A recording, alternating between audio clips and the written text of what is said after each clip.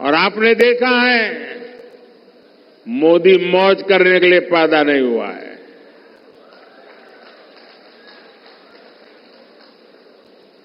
मोदी मेहनत करता है क्योंकि उसके लक्ष्य बहुत बड़े हैं, देश के लिए है, आपके लिए है, आपके बच्चों के उज्जवल भविष्य के लिए है। और ये मेहनत इसलिए कर रहा हूं। जब इतना सारा काम हुआ तो लोग कहते हैं मोदी जी आप उसको ट्रेलर क्यों कहते हैं, इतना सारा कर लिया।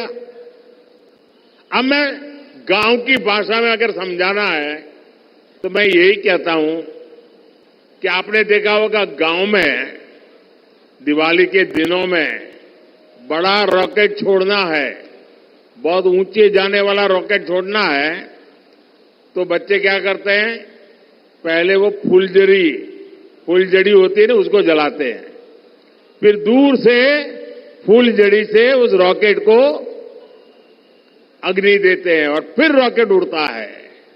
होता है ना ऐसा होता है ना। अब फुलझड़ी देख करके भी लगता तो है वाह वाह बहुत बढ़िया पटाखे फूट रहे हैं, लेकिन उसका लक्ष्य तो उस रॉकेट को ऊपर ले जाना होता है।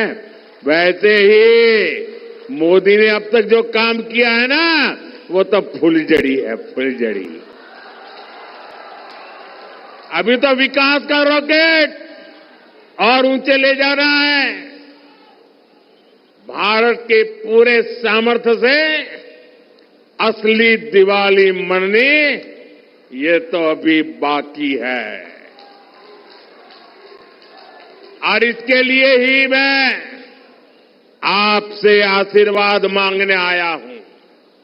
साथियों, आज भाजपा सरकार वंचितों को वरीयता देते हुए काम कर रही है। भाजपा ने समाज के उस दलित, पिछड़ा, आदिवासी वर्ग को सम्मान दिया है जिसे पिछली सरकारों ने पहचान से भी वंचित रखा था। आज बीजेपी सरकार एमपी में 5.5 करोड़ जरूरतमंदों को मुफ्त राशन दे रहा है। ये राशन पाने वाले बहुत बड़ी संख्या में इसी वंचित समाज से आते हैं। एमपी के 44 लाख गरीब और वंचित लोगों को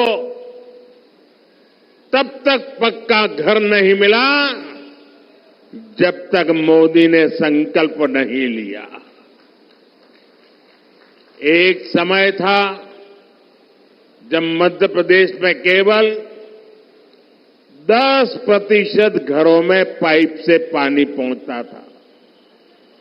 अधिकांश आदिवासी इलाकों में पानी की सप्लाई की सुविधा तक नहीं थी। हमने इतने कम समय में एमपी के करीब 70 लाख घरों में नल से जल की सुविधा पहुंचा दी है। आज एमपी के 80 लाख से अधिक किसानों को किसान सम्मान निधि का लाभ मिल रहा है।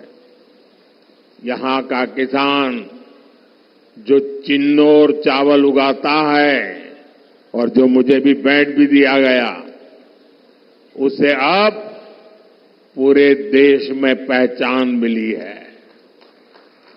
यही नहीं, कांग्रेस ने हमारे आदिवासी भाई बहनों को जल, जंगल, जमीन के अधिकारों से भी वंचित रखा था। आज 1 करोड़ से ज्यादा जनजातीय समाज के लोग पेशा कानून का लाभ ले रहे हैं। लाखों आदिवासी भाई बहनों को वन अधिकार का पट्टा भी भाजपा सरकार ने ही दिया है। मध्य प्रदेश में हमारे युवा साथी मोहन यादव जी और उनकी सरकार गरीब और आदिवासी समाज के कल्याण के लिए दिन रात काम कर रही है। लेकिन साथियों, दूसरी ओर कांग्रेस है जो अभी भी अपनी पुरानी मानसिकता में जकड़ी हुई है।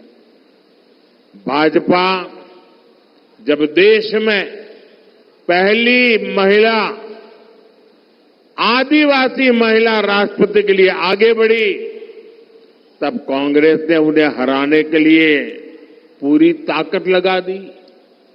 कांग्रेस ने कभी आदिवासी विरासत का सम्मान भी नहीं किया। कांग्रेस ने तो गोविंद गुरु जैसे क्रांतिकारियों को स्वतंत्रता सेनानी का दर्जा तक नहीं दिया था। कांग्रेस आजादी का श्रेय किसी आदिवासी को नहीं, अपने शाही परिवार को देना चाहती है।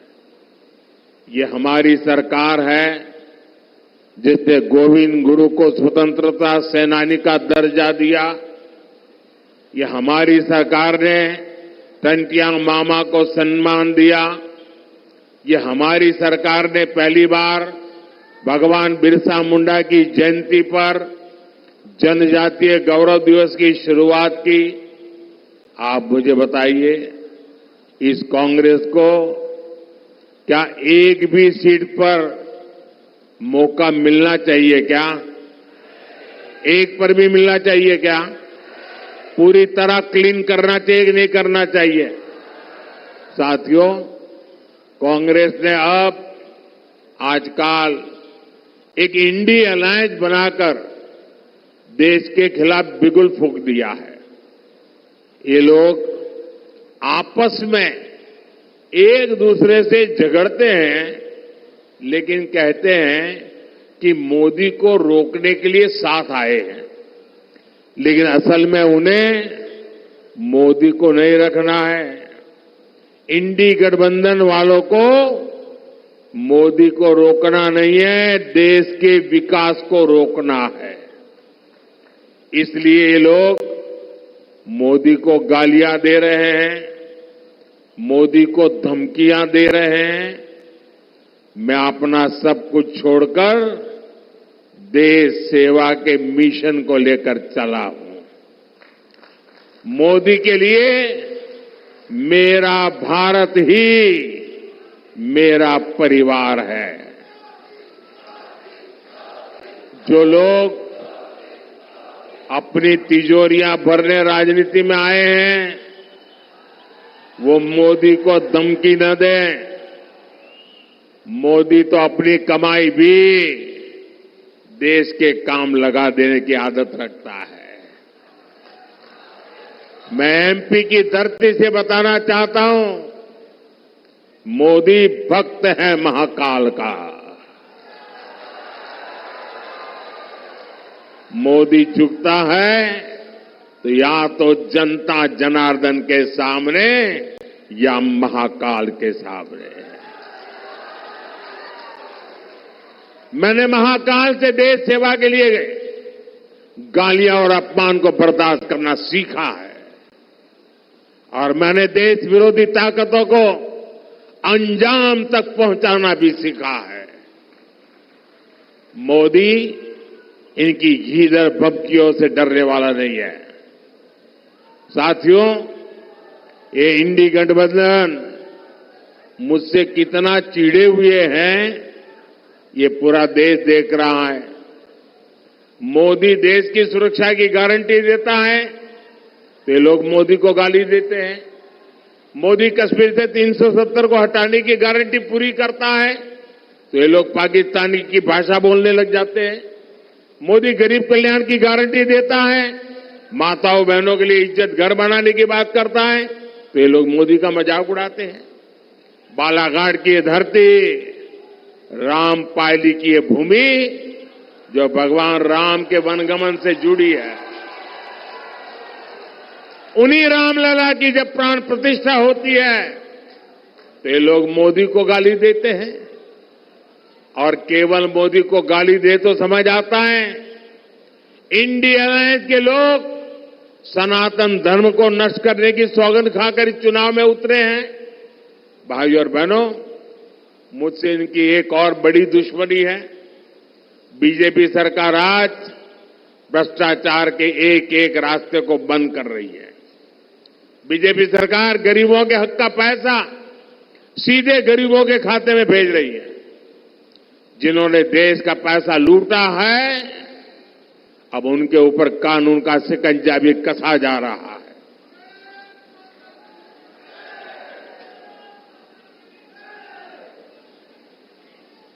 परिवारवादी पार्टियों के नेताओं के पास से खुलेआम सैकड़ों करोड़ रुपए बरामद हो रहे हैं।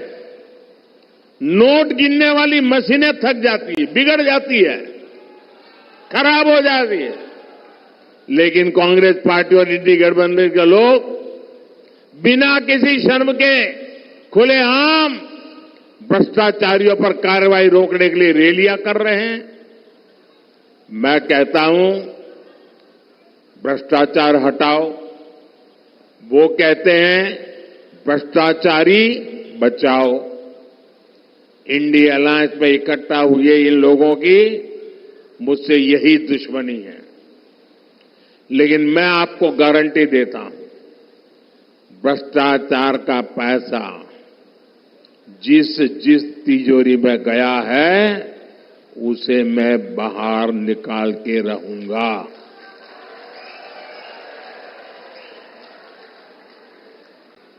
अगले 5 साल ये काम और तेजी से होगा।